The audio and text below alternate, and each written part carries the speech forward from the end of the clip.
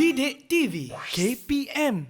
Baik, terima kasih Pangeran Irfan. Baik, hari ini kita bersama untuk mempelajari sejarah tingkatan 2 dan tajuk yang akan kita belajar ni merupakan sukatan kandungan yang paling awal untuk tingkatan 2 iaitu Kerajaan Alam Melayu. Jadi sebelum kita pergi kepada lebih dalam Kerajaan Alam Melayu ni, kita mesti berkenalan. Orang kata tak kenal maka tak cinta. Ya. Jadi kita tengok. Jadi di dalam tajuk Kerajaan Alam Melayu ni kita akan belajar berkenaan dengan konsep alam Melayu, kewujudan Kerajaan Alam Melayu, Kerajaan Alam Melayu yang masyhur dan kerajaan di alam Melayu yang sezaman dengan kerajaan yang luar dan hubungan-hubungan mereka dengan kerajaan yang luar tersebut.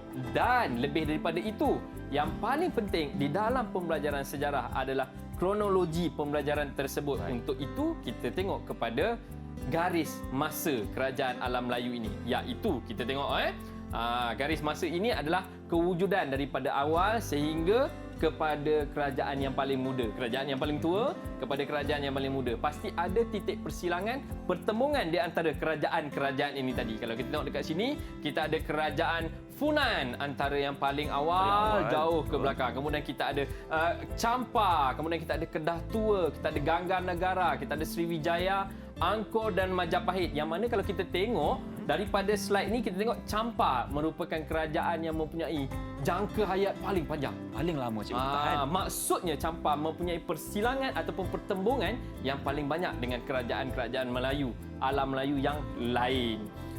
Baik, tapi untuk belajar kita perlu mengenali latar belakang mereka dahulu. Mari kita berkenalan dengan apa itu alam Melayu. Silakan cikgu. Baik. Untuk mendefinisikan alam Melayu, kita pecahkan kepada 3 faktor, iaitu yang pertama adalah dari segi faktor geografinya. Kemudian dari segi faktor bahasanya. Dan yang ketiga dari segi faktor budayanya. Kerana perlu difahami ya Tuan Pangeran Irfan, bahawa alam Melayu yang dimaksudkan bukanlah Melayu yang kita tahu di negara kita hari ini. Tapi alam Melayu merupakan satu kawasan persempadanan yang besar yang mana ada berbagai kerajaan di dalamnya seperti mana yang kita tunjukkan tadi.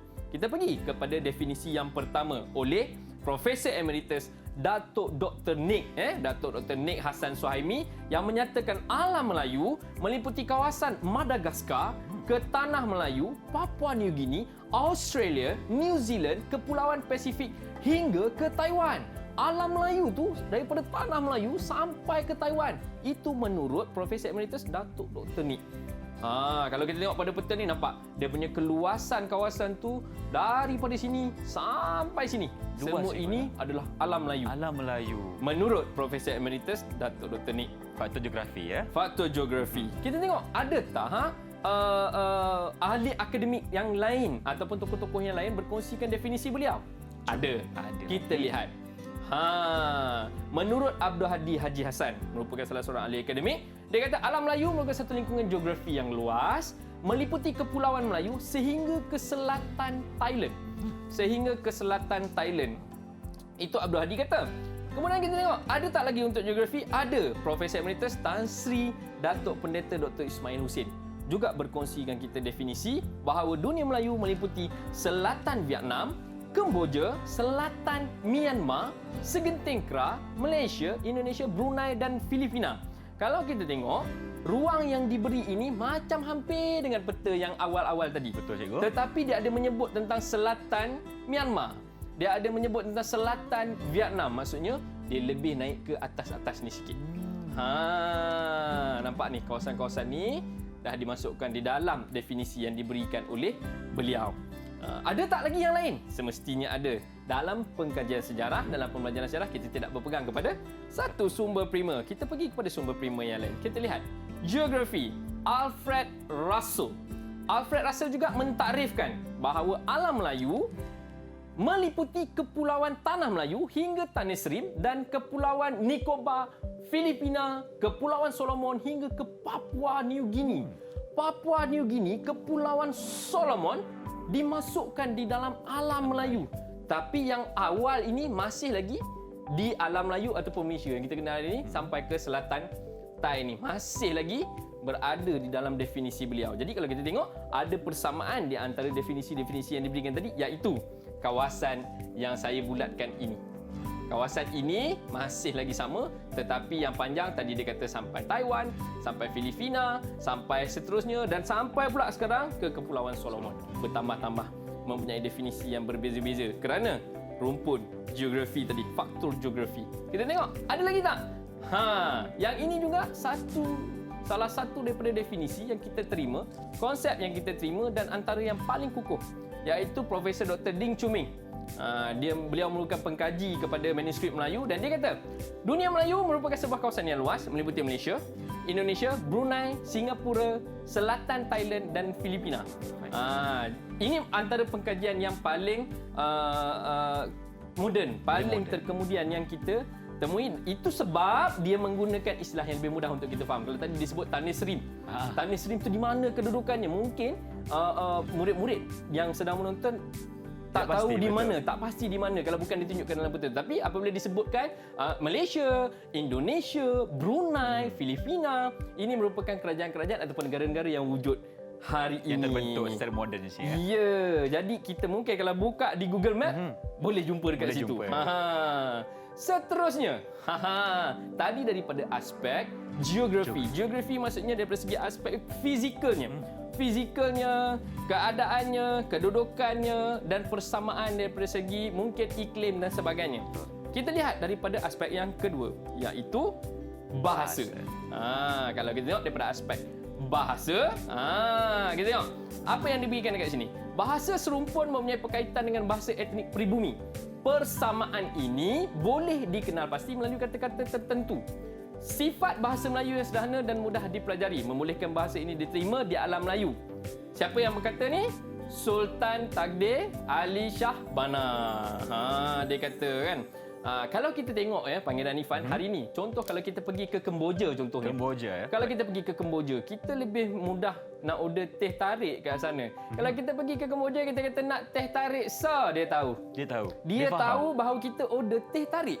Kita tak perlu nak gunakan pulti, no. Tak payah. Tak perlu. Nak order teh tarik sebut pulti tak perlu. Sebut teh tarik dia faham. Dan kalau kita tengok tadi sampai ke Taiwan dan kalau ada juga beberapa aspek bahasa yang lain, kalau kita tengok sampai ke Jepun, perkataan cawan. Okey. Cawan adalah sama. Cawan di dalam bahasa Jepun, di Jepun guna cawan tu sama dengan maksud cawan di dalam bahasa Melayu. Cawan itulah yang tu ada tangkai kat tepi tu dan mereka tahu. Itu tengok daripada aspek bahasa. Ada lagi. Orang Melayu juga gemar belayar mengembangkan lagi bahasa Melayu ke alam Melayu. Nampak bahasa Melayu ke alam Melayu. Orang Melayu ni maksudkan itu orang daripada tanah Melayu tadi. Kemudian dia belayar ke seluruh alam Melayu tadi. Okey, dia bawa bahasa Melayu tu untuk mereka guna. Jadi di situlah terdapat persamaan dari aspek bahasanya. Okey. Kemudian selepas bahasa, maka kita akan pergi kepada budaya. Jadi kalau kita tengok, kalau kita merujuk kepada definisi geografi awal tadi, kita merujuk kepada definisi konsep yang diberikan dalam bahasa tadi, terdapat persamaan. Jadi apabila terdapat persamaan bahasa dan geografi ini, maka akan terdapat persamaan budaya. Dan inilah yang memberikan definisi yang ada definisinya tadi kecil. Alam Melayu tu ada definisinya ruangnya luas, besar. Okey, jadi kita tengok. Dia kata penduduk alam Melayu mempunyai budaya serumpun yang merangkumi bahasa dan tulisan, persuratan, struktur sosial, kesenian, kepercayaan dan adat. Kalau kita tengok contohnya, mungkin main kita tengok di pantai timur negara kita. Di sekitar, di negara sekitar, mungkin di Thailand, di Vietnam, di Kemboja, mereka juga ada permainan yang seperti wow. Tapi mungkin wow-nya bukan wow bulan seperti yang ada di negara kita. Tetapi dalam bentuk layang-layang yang mungkin lebih kepada struktur budaya di negara mereka.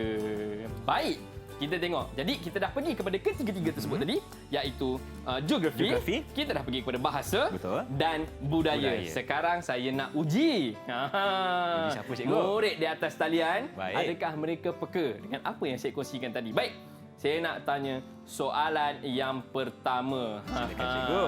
Siapa kita nak tanya ya? Kita cuba tanya dengan Anor lah. Kita tanya dengan Anor. Baik Anor. Berikan saya satu definisi alam Melayu dari aspek geografi. Silakan. Menurut Abdul Hadi Haji Hassan, iaitu ahli akademik, Alam Melayu merupakan lingkungan geografi yang luas meliputi Kepulauan Melayu sehingga selatan Thailand. Menurut siapa tadi? Abdul Hadi Haji Hassan iaitu ahli akademik. Abdul Hadi Haji Hassan. Bagus. Mendengar dengan baik dan mungkin Ano mencatat apa yang saya sampaikan tadi, dan murid-murid di rumah jangan lupa catat sama supaya ianya menjadi rujukan di masa hadapan. Jawapan Ano tepat. Betul. Tahniah Ano. Okey. Jadi cikgu, kita nak bagi bintang kepada Ano? Mesti setiap yang berusaha pasti akan berjaya, dan kita mesti bagi ganjaran. Saya bagi 2 bintang Dua untuk bintang. Ano. Okey, baiklah. Abang Irfan akan lukis di sini dulu. Dua Warna bintang lukis, untuk Naura. 2 bintang untuk Ano. Okey. 1 bintang. 2 bintang untuk Anur comel Naura. bintangnya. Comel seperti tuannya juga. Seperti tuannya juga. Dan saya rasa saya ada tinggalkan kerja penyelidikan kepada Iris. Saya rasa saya ada minta Iris untuk cari satu maklumat untuk dikongsikan dengan kita. Baik. Baik Iris, bersedia untuk kongsi maklumat yang saya minta kamu carikan? Sedia, cikgu? Ya, Bersedia. teruskan Jom, Iris. Kita mulakan. Saya ada baca. Konsep alam Melayu juga boleh dilihat dari aspek penggunaan bahasa serumpun yang dikaitkan dengan bahasa Melayu. Bahasa Melayu tergolong dengan bahasa Austronesia yang merupakan antara 200 bahasa yang dipertuturkan di alam Melayu. Tahniah Iris. Yang saya tinggalkan adalah untuk cari bahasa Austronesia. Istilah Bahasa Austronesia tu ada 200 jenis bahasa yang digunakan sebagai pertuturan dalam alam Melayu. Tahniah Iris. Didik TV KPM